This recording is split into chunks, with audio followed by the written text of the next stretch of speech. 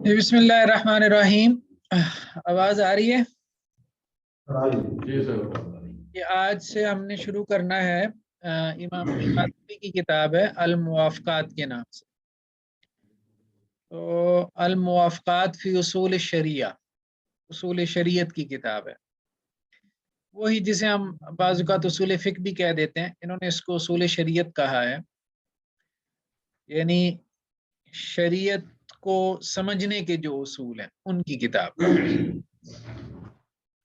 इमाम शातिबी की जो कंट्रीब्यूशन है बड़ी, यानी आप इसको इनका क्रिएटिव वर्क भी कह सकते हैं, तख्लीकी काम है कि उन्होंने मकासद शरिया यानी ऑब्जेक्टिव्स ऑफ शरिया का जो कॉन्सेप्ट है उसको उन्होंने थ्योराइज किया। इनसे पहले भी ये तसव्वुर तो मौजूद था मकासद शरीयत का, लेकिन एक थ्योरी की सूरत में नहीं था, एक निज़ाम और एक फिक्र या मुनज़्ज़म फिक्र की सूरत में नहीं था।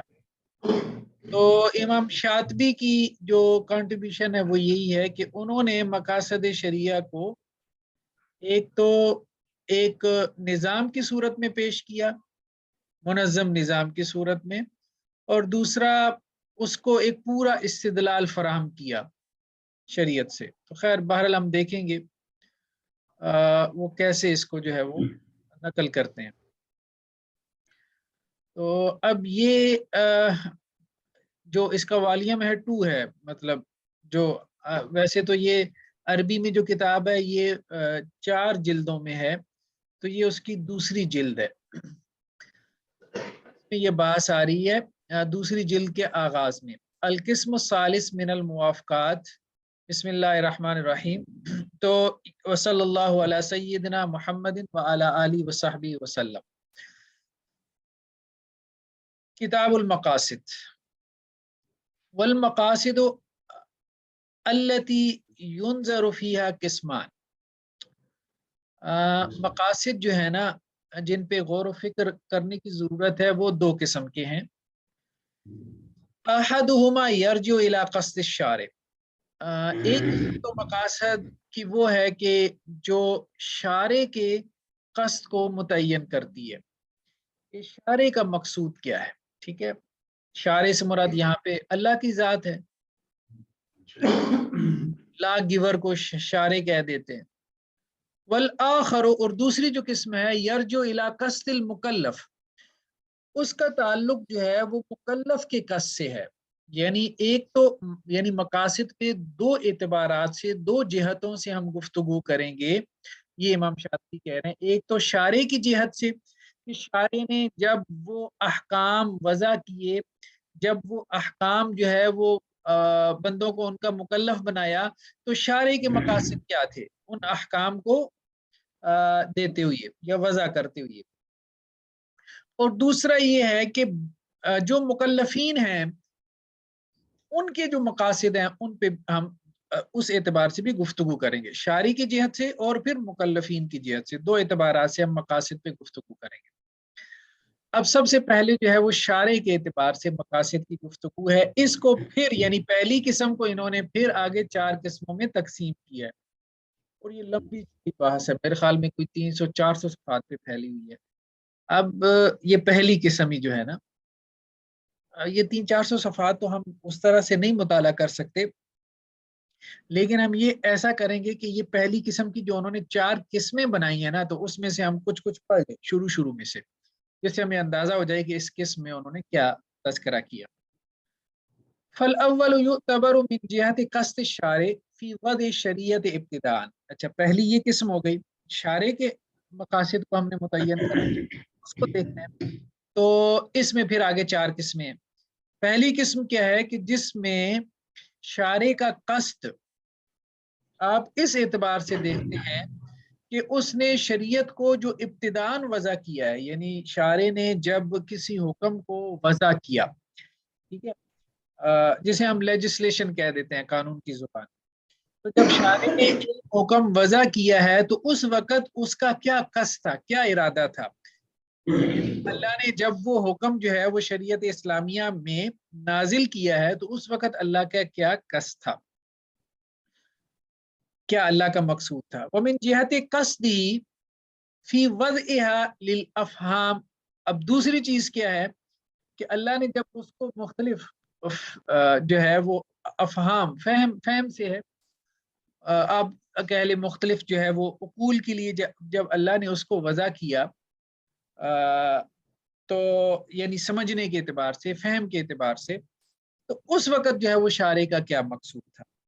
ومن جہت قصدہ فی وضعها للتکلیف بمقتضاها، اور پھر اس اعتبار سے شارع کا قصد بھی ہم دیکھیں گے کہ جب اللہ تعالیٰ نے ان احکام کو وضع کیا کہ وہ بندوں کو مکلف بنائے ان احکام کے تقاضے کے مطابق، یعنی تکلیف مالا یطاق کے اعتبار سے، بیئریبل جو آپ کہہ لیں کہ جو ایک تکلیف ہوتی ہے اس کے اعتبار سے، اور ان بیئریبل جو ایک تکلیف ہوتی ہے اس کے اعتبار سے ہم دیکھیں گے احکام کو، اس جہت سے بھی دیکھیں گے. ومن جہت قصدہ فی دخول المکلف تحت حکمیا، اور پھر اس اعتبار سے بھی کہ مکلف جو ہے وہ اس کے حکم میں داخل ہے کہ نہیں ہے. فہادی اربعۃ انواع، دیکھیں یہ چاروں قسمیں نا جب تفصیل سے پاس ہوگی تو پھر کھلیں گی، ٹھیک ہے. تو یہ چار قسموں کے اوپر وہ باری باری جو ہے وہ گفتگو کریں گے. ابھی تو ایک تھوڑی سی ابتدائی گفتگو ہے. تو پہلی قسم کی پھر آگے چار قسمیں ہو گئیں. والنقدم قبل شروع فی المطلوب مقدمہ کلامیہ مسلمہ فی هذا الموضع، اور ہم جو گفتگو ہے اس کو شروع کرنے سے پہلے ہماری مطلوب ہے، ہم کچھ تھوڑی بہت ابتدائی گفتگو کرنا چاہتے ہیں اس سے پہلے، اور وہ کیا ہے؟ وہی ان وضع الشرائع انما هو لمصالح العباد فی العاجل والآجل معا. دیکھیں اللہ تعالیٰ نے جو شریعتیں نازل کی ہیں، پچھلی ہوں یا یہ والی شریعت محمدیہ ہو، یہ سب بندوں کی ویلفیئر کی، مصالح کا ترجمہ ویلفیئر کر لیں، مصلحت ویلفیئر کو ہی کہتے ہیں، یعنی بندوں کے فائدے کے لیے اللہ نے یہ ساری شریعتیں نازل کی ہیں. فی العاجل والآجل معا، یہ فائدہ دنیا میں حاصل ہو جائے اس کو یا آخرت کا. دو ہی فائدے ہوتے ہیں نا، ایک وہ جو جلدی حاصل ہو جائے اور ایک وہ جو بعد میں حاصل ہونا ہے، یعنی دنیاوی اور اخروی فوائد جو بندوں کے ہیں ان کے لیے، بندوں کی دنیاوی اور اخروی فلاح و بہبود کے لیے اللہ نے ساری شریعتیں دی ہیں، ٹھیک ہے. وہادی دعویٰ لا بد من اقامت البرہان علیہ صحتا و فسادا، اب یہ جو دعویٰ ہے اس پہ ہمیں کوئی دلیل چاہیے کہ جو اس کو سچا ثابت کر دے یا اس دعوے کو جھوٹا ثابت کر دے. ولیس ھذا موضع ذلک، لیکن ابھی ہم اس بحث میں ابھی فی الحال نہیں پڑھنا چاہتے. وقد وقع الخلاف فیہا فی علم الکلام، ہاں علم کلام میں اس بارے میں بحث موجود ہے. وزعم الرازی ان احکام اللہ لیست معللہ بعلت البتہ، امام رازی کا گمان یہ ہے کہ اللہ کے جو احکامات ہیں نا وہ کسی علت سے معلل نہیں ہے. آپ بات سمجھ رہے ہیں؟ گفتگو یہ کر رہے ہیں کہ اللہ نے جو احکامات نازل کیے ہیں وہ احکامات جو ہے وہ انسان کی دنیاوی اور اخروی فلاح کے لیے، ٹھیک ہے. اب کہتے ہیں اس کے لیے دلیل چاہیے، دلیل میں ابھی ہم نہیں جاتے، ایک اجمالی طور پہ آپ کو بات بتا دیتے ہیں کہ علم کلام میں اس بارے میں کافی اختلاف موجود ہے. اور امام راضی کا کہنا یہ ہے کہ اللہ کے جو احکامات ہیں وہ علتوں کے ساتھ معلل نہیں ہے، بس اللہ کا حکم ہے، بس ٹھیک ہے، اس کے پیچھے علتیں تلاش نہ کرو، ٹھیک ہے. کما ان افعالہ کذالک، جیسا کہ اللہ کے افعال کا بھی معاملہ یہی ہے کہ اس کی کوئی علت نہیں ہے، ٹھیک ہے. علت نہ ہونے کا مطلب کیا ہے کہ مطلب بس وہ ایک تعبدی امور ہے، بس اللہ کا حکم ہے، بس ٹھیک ہے، اتنا کافی ہے، ٹھیک. اور اللہ کا جو فعل ہے بس اللہ کا فعل ہے، اس کے پیچھے کیا حکمت ہے، کیا سبب ہے، کیا ریزن ہے، کیا لاجک ہے، کیا وزڈم ہے، بس یہ اس کو چھوڑ دو. یہ امام راضی کا موقف ہے. وہ اب ظاہری بات ہے یہ تو کہہ رہے ہیں نا کہ اللہ کے احکامات کے پیچھے آبجیکٹیوز ہیں، کہ اللہ کے احکامات کے پیچھے آبجیکٹیوز ہیں. تو امام راضی کا کہنا یہ تھا کہ اللہ کا حکم بس اللہ کا حکم ہے، آبجیکٹیوز کو چھوڑو، پیچھے علتیں کیا ہیں، کازز کیا ہیں، چھوڑو اس کو. معتزلہ نے کیا کہا؟ وان المعتزلہ اتفقت علی ان احکامہ تعالی معللہ برعایت مصالح العباد، کہ اللہ تعالیٰ کے جتنے بھی احکامات ہیں وہ معلل ہیں، یعنی کن علتوں کے ساتھ ہیں کہ اس میں بندوں کی مصلحتوں کا لحاظ رکھا گیا ہے، یعنی بندوں کی ویلفیئر کا لحاظ رکھا گیا اللہ کے ہر حکم میں، یہ معتزلہ نے کہا۔ وانو اختیار و اکثر الفقہاء المتاخرین، اور اکثر متاخرین جو فقہاء ہیں ان کا بھی یہی موقف ہے کہ اللہ کے جو احکامات ہیں وہ بغیر علت کے نہیں ہیں، بغیر مقصد کے نہیں ہیں، اللہ کے ہر حکم کے پیچھے کوئی نہ کوئی مقصد ہے، اور وہ مقصد آسان الفاظ میں یا من جملہ یا سمرائز اگر آپ اس کو کریں تو وہ کیا ہے، بندوں کی فلاح ہے بس۔ ولما استر فی علم اصول الفقہ الى اثبات العلل للاحکام الشرعیہ، اور جب علم اصول فقہ میں ہم احکام میں شرعیہ کی علل کے اثبات کی طرف مجبور ہو گئے، اثبت ذلك على ان العلل بمعنی العلامات المعرفہ للاحکام خاصہ، تو اس سے یہ بات بھی ثابت ہو گئی کہ علل جو ہیں اس معنی میں کہ احکام کے لیے ایسی علامات ہیں جو احکامات کی پہچان کروانے والی ہیں خاص طور پہ۔ ولا حاجت الى تحقیق الامر فی ذات المسئلہ، اب اس مسئلے میں زیادہ ہمیں تحقیق کی ضرورت نہیں ہے، یہ بات اصول فقہ میں آ چکی ہے، وہاں جب ہم احکام کی بات کرتے ہیں تو ہم اس کے لیے علتوں کو ثابت کرتے ہیں، اور وہ علتیں جو ہیں وہ ان احکام کے کو پہچاننے کے لیے ایک علامت کے درجے کے طور پہ خاص طور پہ ان کا تذکرہ کیا جاتا ہے۔ بس ٹھیک ہے، احکام معلل ہیں، احکام کے معلل ہونے کا مطلب یہی ہے کہ اللہ کے احکامات کے پیچھے مقاصد موجود ہیں، اور وہ مقاصد میں سب سے بڑا مقصد انسانوں کی دنیا اور آخرت کی فلاح و بہبود ہے۔ یعنی اسلامی جو شریعت ہے یا اسلامی جو قانون ہے اس کا مقصد ویلفیئر آف ہیومن بینگ ہے، یہ کہنا چاہتے ہیں۔ والمعتمد انما هو ان استقرينا من الشريعه انها وضعت لمصالح العباد استقران لا ينازع فيه الرازي، اور معتمد قابل اعتماد بات یہی ہے جس کا ہم نے شریعت میں مطلب خوب ہم نے اس کو اچھی طرح سے جو ہے وہ دیکھ لیا ہے، اس کا استقرا کر لیا ہے کہ جو شریعت ہے وہ بندوں کی مصالح کے لیے، بندوں کی فلاح و بہبود کے لیے جو ہے اس کو وضع کیا گیا ہے، اور اس میں امام راضی کا بھی اختلاف نہیں ہوگا، ولا غیرو، اور نہ کسی اور کا۔ کیوں؟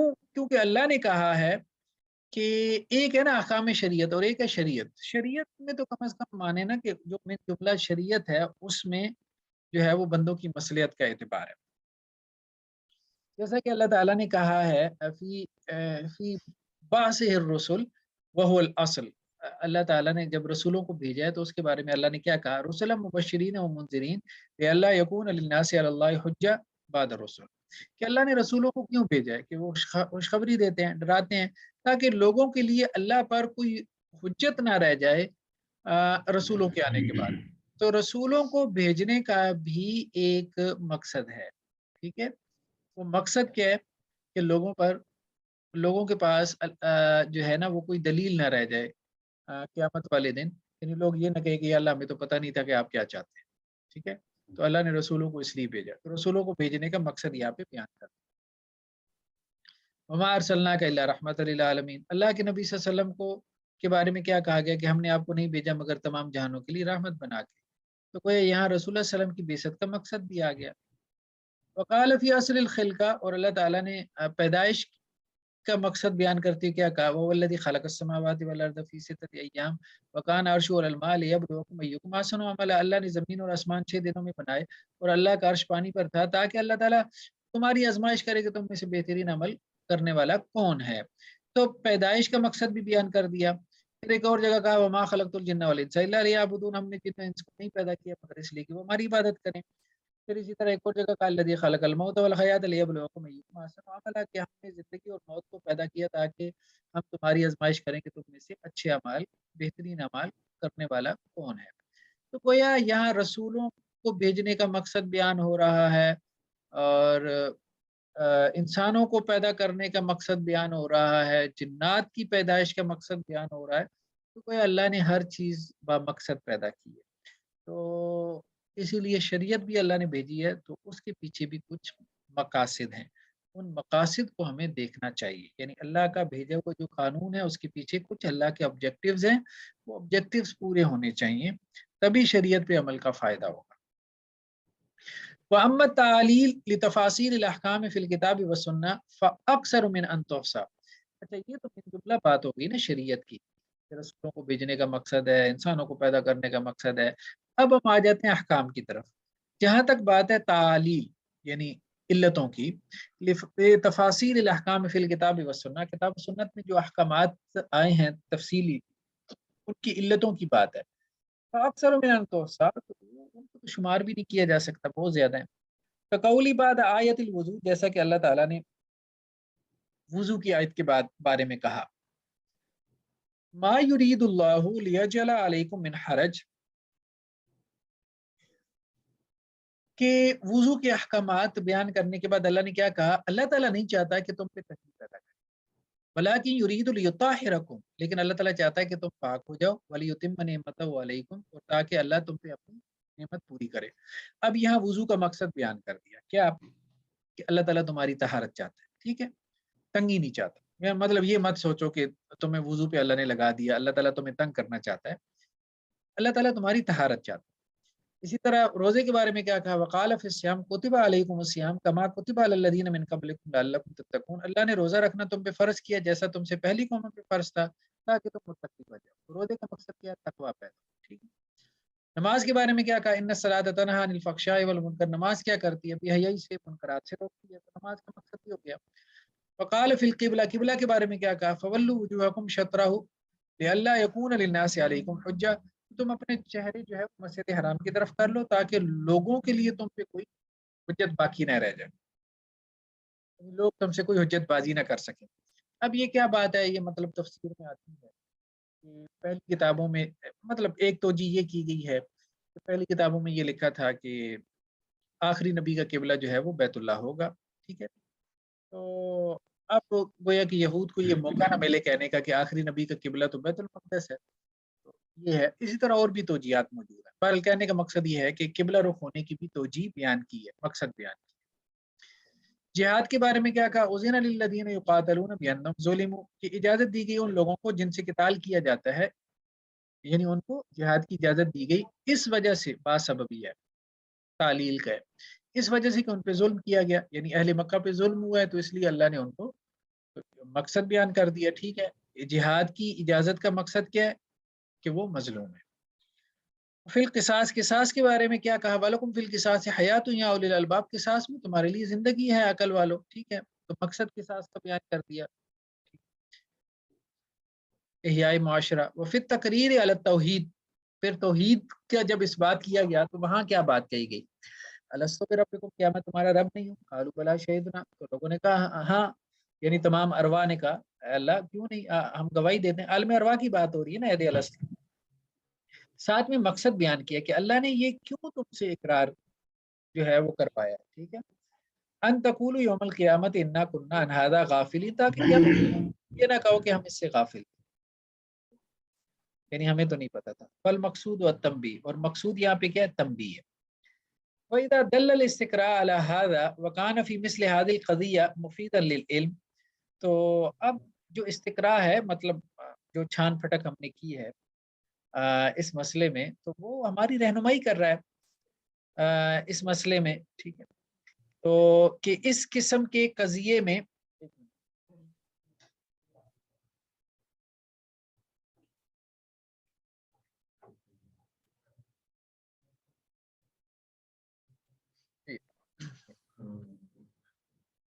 وَإِذَا دَلَّ الْإِسْتِقْرَاءُ عَلَى هَذَا، تو جب استقراء یعنی جب آپ شریعت کے احکامات کو جب آپ فرولتے ہیں، کھنگالتے ہیں، تو آپ کا یہ عمل جو ہے وہ پھر آپ کو اسی بات تک لے آتا ہے جو ہم بیان کر رہے ہیں، یعنی کیا بات کہ شرعی احکام کے پیچھے مقاصد ہے۔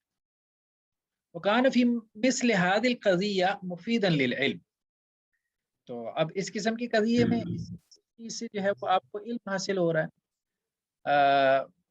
فنحن نقطع بأن الامر مستمر في جميع تفاصیل الشریعہ، تو اب ہم قطعی طور پہ یہ بات کہہ سکتے ہیں کہ یہ جو معاملہ ہے، یہ جو مقاصد کا، یہ مستمر فی جمیع تفاصیل الشریعہ، شریعت کی تمام جو تفصیلات ہیں ان میں یہ ایسی ہے، یعنی چھوٹے چھوٹے احکامات بھی جو شریعت کے ہیں، या हर हुक्म जो शरीयत का है उसके पीछे कोई ना कोई मकसद मौजूद है।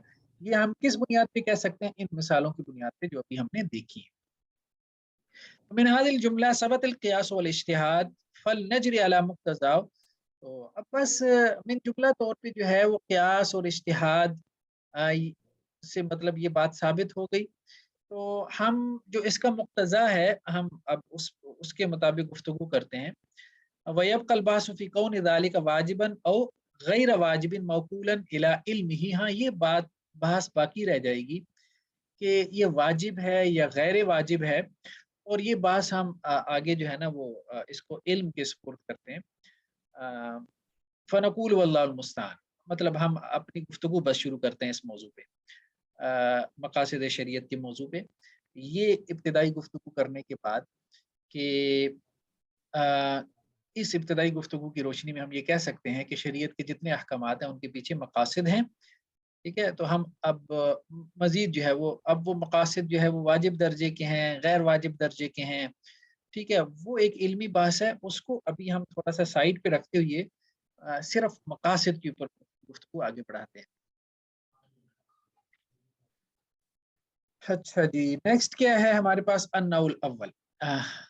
अब जो शारी की तरफ से मकासिद की बात है, उन्होंने कहा था, और एक मुकल्लफ की तरफ से, जो शारी की तरफ से मकासिद की बात है वो फिर 4 ज़ैली बासों में मुनक़सिम है। उनमें पहली बात क्या है कि बयान क़स्द शारी फ़ी वज़् शरिया व फ़ी मसाइल, कि शारे ने जो शरीयत को वज़ा किया है, तो शरीयत को यानी शरई अहकाम को वज़ा करते हुए या शरई अहकाम जो है वो मुकल्लफीन को देते हुए या उन पे नाज़िल करते हुए का क्या इरादा था, क्या मकसूद क्या था, क्यों उसने ये किया?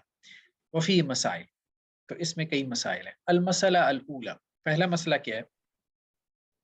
तकालीफ व शरिया तर्जु इला हिफ्ज़ मकासिद या फ़िल ख़ल्क़, कि शरीयत में जितनी अल्लाह ने तकलीफ यानी जो मशक्क़त इंसानों के ऊपर अल्लाह ने डाली है उसको हम तकलीफ कहते हैं। तो शरीयत की जो मशक्क़तें हैं, तर्जु इला हिफ्ज़ या अल्लाह ने जो मुकल्लफ बनाया, आप यूँ कह लें बंदों को, शरई अहकाम का तर्जु इला हिफ्ज़ मकासिद या फ़िल ख़ल्क़, तो वो इस तरफ लौटती हैं कि हम जो है ना उनके मकासिद की हिफाजत करें। शरई अहकाम के जो मकासिद हैं हम उनको क्या करें? उनको महफूज करें, जो अल्लाह ने उन अहकाम को देते हुए मलहूज रखे थे। जो मकासिद अल्लाह ने शरई अहकाम बंदों को देते हुए मलहूज रखे थे, हम उन मकासिद की क्या करें? हिफाजत करें। वहादिल मकासिद ला तादु सलासा अक़साम, और ये जो शरीयत के या शरई अहकाम के मकासिद हैं यानी ऑब्जेक्टिव्स हैं, अल्लाह ने वो क्यों दिए हैं? अल्लाह का मकसद क्या था? मतलब क्यों अल्लाह ने ये हुक्म दिया, वुज़ू करो, तयम्मुम करो, नमाज पढ़ो, रोज़ा रखो, क्यों दिया? मतलब ये क्यों? वाई जो है ना, एक तो ये है कि अल्लाह ने क्या हुक्म दिया, ठीक है? या नमाज कैसे पढ़नी है, हाउ ये वो। तो मकासिद शरीयत की बात पीछे जो है वो क्यों की बात है बेसिकली। ये जो मकासिद हैं ला तादु सलासत अक़साम, ये 3 किस्म के हैं। जो शरई अहकाम के पीछे मकासिद हैं, अगर हम उनको समराइज़ करें तो वो 3 कैटेगरीज़ हैं। अहदु अन तकून ज़रूरिया, पहली जो मकासिद की किस्म है उसको हम कह सकते हैं ज़रूरियात, नेसेसिटीज़। वस्सानी, और दूसरी जो किस्म है अन तकून हाजिया, जिसको हम हाजियात कह सकते हैं। हाजियात जो है ये ज़रूरियात तो नहीं है, लेकिन अब इसका क्या तर्जुमा किया जाए? हाजियात का तर्जुमा खैर बहरहाल अभी मेरे ज़हन में कोई लफ्ज़ नहीं आ रहा। आप यूँ समझ लें कि ज़रूरियात उनको कहते हैं कि जिनके बगैर सर्वाइवल नामुमकिन, इम्पॉसिबल, ठीक है? जैसे इंसान की मिसाल के लिए हम कह रहे हैं, इंसान के लिए हवा जो है, ऑक्सीजन, ये ज़रूरियात में से है, पानी ज़रूरियात में से है, ठीक है? तो खाना-पीना ये इंसान की ज़रूरियात में से। हाजियात कहते हैं उन चीज़ों को कि जिनके बगैर इंसान सर्वाइव तो कर ले, लेकिन सर्वाइवल उसका मुश्किल हो जाए, मुशक्कत में पड़ जाए वो, ठीक है? जैसे सवारी के बगैर इंसान सर्वाइव तो कर सकता है, लेकिन सर्वाइवल उसकी मुश्किल हो जाएगी सवारी के बगैर, मतलब वो सवारी कोई भी हो। तो हाजियात दूसरे दर्जे की चीज़ें हैं, ठीक है? जो ज़रूरियात के बाद आती हैं। तो वो जो मकासिद हैं वो क्या हैं? या तो ज़रूरियात के दर्जे के हैं या हाजियात के दर्जे के हैं। اور تیسرا کیا ان تکون تحسینیات، یا پھر وہ تحسینیات یعنی جمالیات کے درجے کے. اب فم ضروریہ، اب جو شرعی احکام کے پیچھے ضروری مقاصد ہیں، ضروری مقاصد جن کے بغیر آپ کہہ لیں کہ وہ شرعی احکام جو ہے نا ان ضروری مقاصد کے بغیر تو کوئی معنی نہیں نہ رکھتے. تو ان مقاصد کا گویا پورا ہونا بھی ضروری ہے، بہت ضروری ہے ان مقاصد کا، ان احکام سے. فمانا انہا لا بد منہا فی قیام مصالح الدین و دنیا.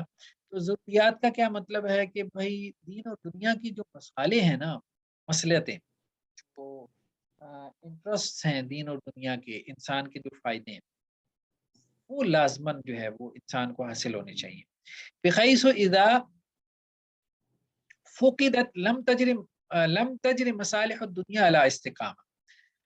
اگر یہ جو اگر یہ مسالے جو ہیں دین اور دنیا کی، اگر یہ غائب ہو جائے، مفقود ہو جائے، لم تجر مصالح الدنیا علی استقامت، تو دنیا کی جو مصلحتیں ہیں، یعنی یہ جو ضروریات ہیں، یہ جو ضروری مقاصد ہیں، ٹھیک ہے. ایک بات انہوں نے یہ کی نا کہ ضروریات کا مطلب یہ ہے کہ دین اور دنیا کی جو مسالے ہیں، جو مصلحتیں ہیں، فوائد ہیں دین اور دنیا کے، دنیاوی یا اخروی جو فوائد ہیں، وہ لازمی طور پہ پورے ہونے چاہیے انسان کے.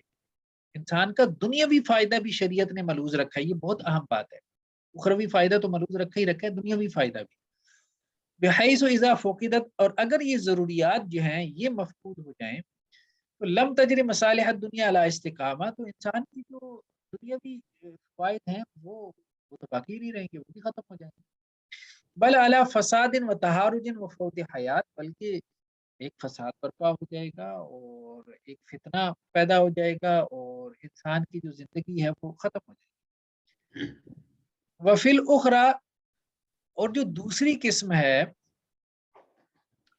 یعنی یہ حاجیات کی، حاجیات میں کیا ہے؟ وفی الاخری فوت النجات والنعیم ورجوع بالخسران المبین. اس میں انسان کی جو یہ فی الاخری سے مراد آخرت ہے. اور فی الاخری، اور آخرت میں کیا ہوگا؟ فوت النجات والنعیم ورجوع بالخسران المبین. کہ اگر ضروریات پوری نہیں ہوں گی، ضروریات پوری نہ ہونے سے دنیاوی فائدہ انسان کا ختم، انسان فتنے میں، فساد میں، یہاں تک کہ زندگی سے بھی جاتا رہے گا. زندگی اس کے لیے مشکل ہو جائے گی اگر ہم اس کی ضروریات کا خیال نہیں رکھیں گے. اور آخرت میں کیا ہوگا؟ نجات اس کی فوت ہو جائے گی، اور آخرت کی نعمتوں سے خالیات رہے گا، اور واضح خسارے میں مبتلا ہو جائے گا.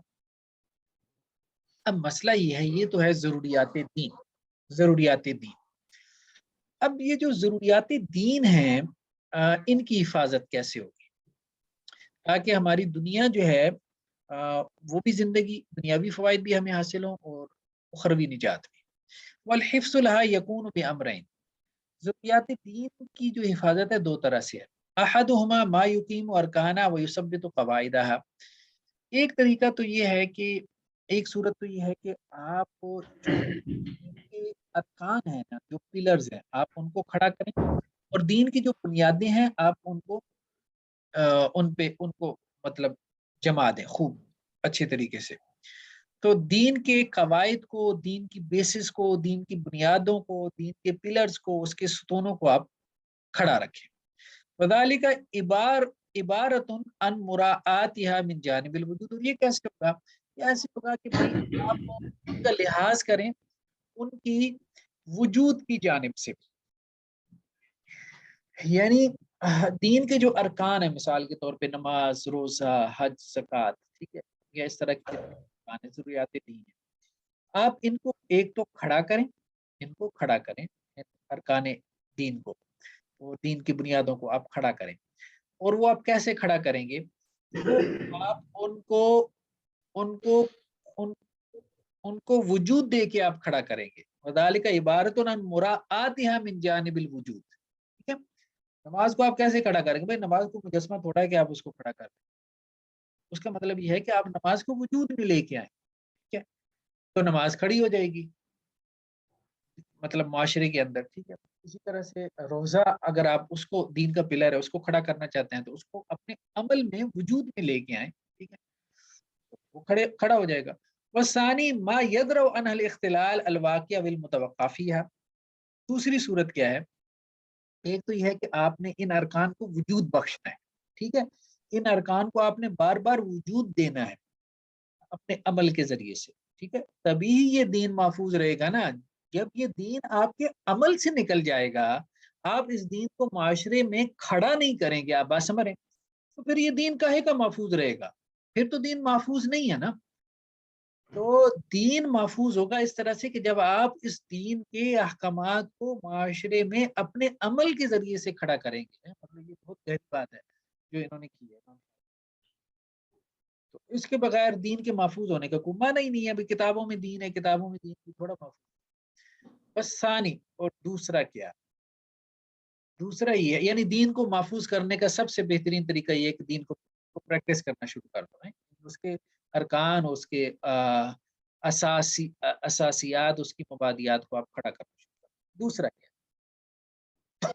بس ثانی ما یدرؤ عن الاختلال الواقع او المتوقع، کہ جو خلل واقع ہو سکتا ہے، ٹھیک ہے، یا جس خلل کی آپ توقع کر سکتے ہیں دینی احکامات میں، اس کی قواعد میں، اس کے ارکان میں، اس کو دور کریں. وذالک عبارت عن مراعات من جانب العدم. اور یہ کیسے ہوگا؟ یہ ایسے ہوگا کہ اس کے جو عدم کا پہلو ہے اس اعتبار سے آپ اس کا لحاظ کریں. یعنی دین کو ایک تو آپ نے وجود دینا ہے اور دوسرا مٹنے سے بچانا ہے، ٹھیک ہے. تو دین کو وجود دیں گے آپ اپنے عمل سے، اور اس کو مٹنے سے بچائیں گے، وہ بھی ظاہری بات ہے انسان اپنے عمل سے بچائے گا. تو دونوں پہلوؤں سے.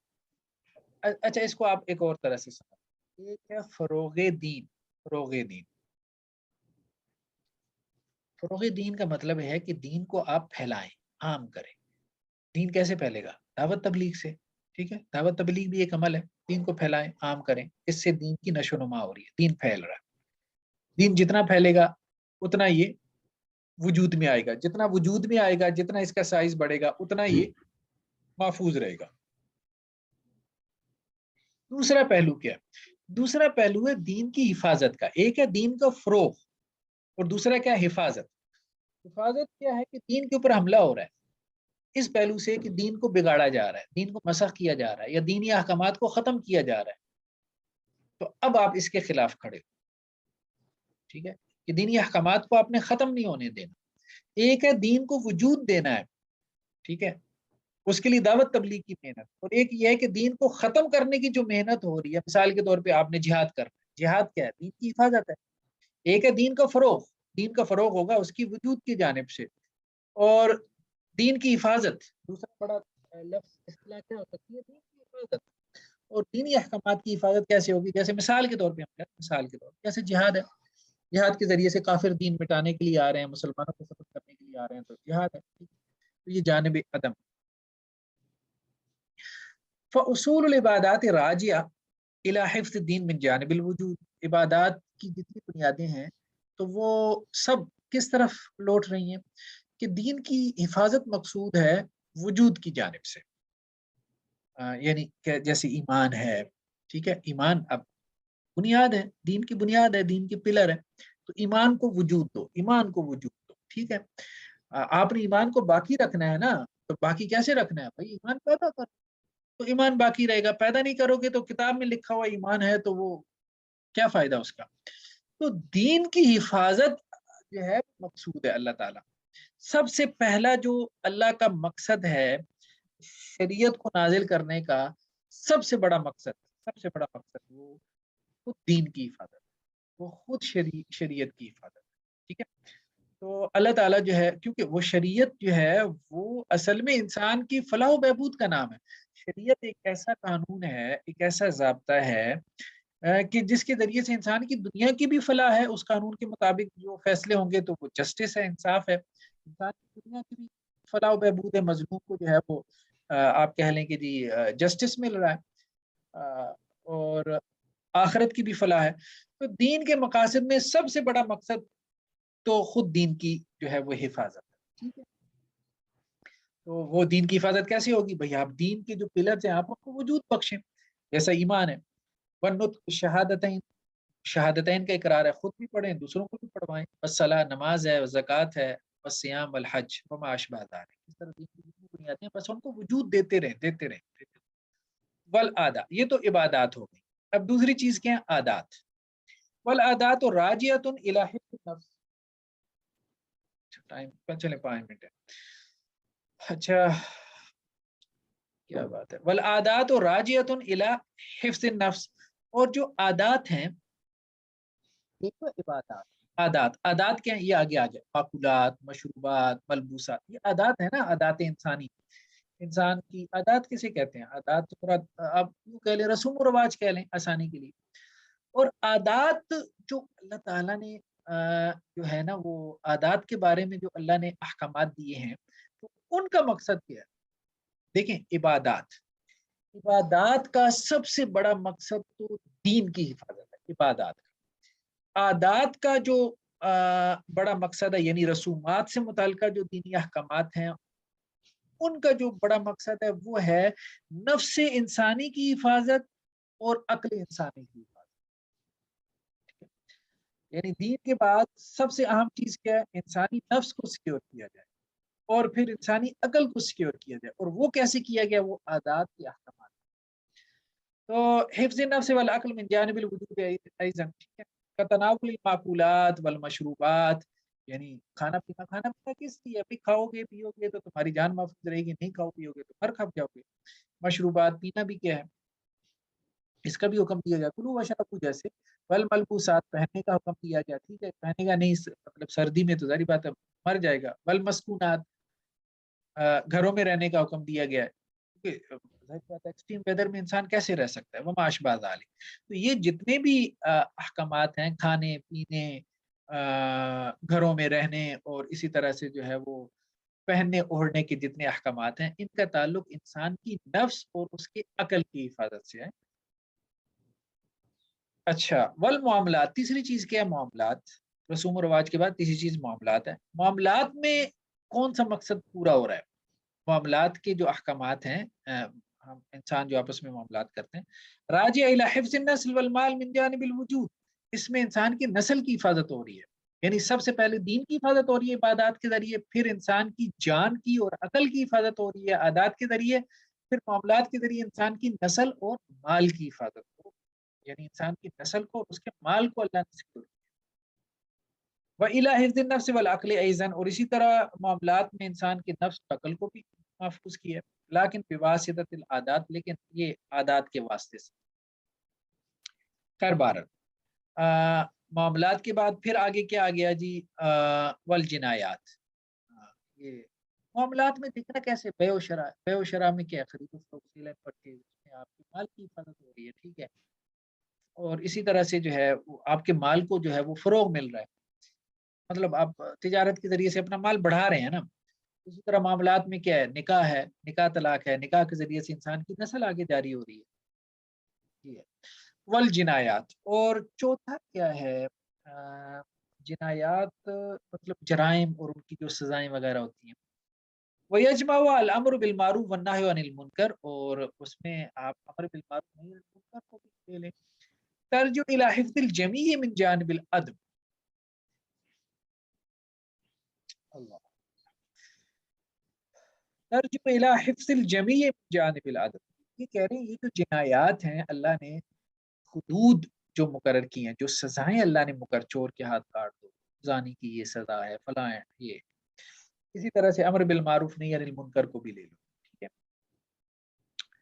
یہ سب جو ہیں الی حفظ الجمیع، جتنے بھی مقاصد ہیں، دین محفوظ ہو جائے، تمہارا نفس محفوظ ہو جائے، تمہاری عقل محفوظ ہو جائے، تمہاری نسل محفوظ ہو جائے، تمہارا مال محفوظ ہو جائے، تمہاری عزت محفوظ ہو جائے، بڑی بڑی یہی چیزیں. اس کے لیے اللہ نے یہ سزاؤں کا نظام نافذ کیا. انسان کہہ سکتا ہے نا یار اتنی سخت سزائیں کیا ہیں، یہ سب انسان کی ان چیزوں کو سیکیور کرنے کے لیے. من جانب العدم، مطلب یہ ہے کہ یہ سب کچھ تو پھر معدوم ہو جائے گا. معدوم ہو جائے گا نا. اگر مطلب یہ سزاؤں کا نظام نہیں ہوگا تو انسان کی عزت کون عزت کرے گا؟ ٹھیک ہے. اور اگر قاتل کی سزا جو ہے وہ پھانسی چڑھانا قصاص نہیں ہوگا تو کون قتل سے روکے گا؟ ٹھیک ہے. اور اسی طرح چور کی سزا ہاتھ کاٹنا نہیں ہوگا تو پھر کون کسی کے مال کے اوپر جو ہے وہ ڈاکہ نہیں ڈالے گا یا اس کا مال جو ہے وہ نہیں چرائے گا. تو اور اسی طرح سے جو ہے وہ زنا کی اگر سزا نہیں نہ ہوتی تو پھر نسل انسانی کیسے محفوظ رہتی؟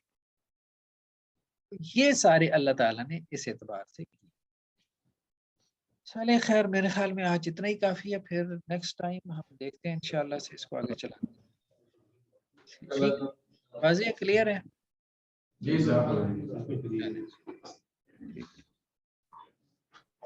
السلام علیکم. وعلیکم السلام. یہ ہو گیا جی.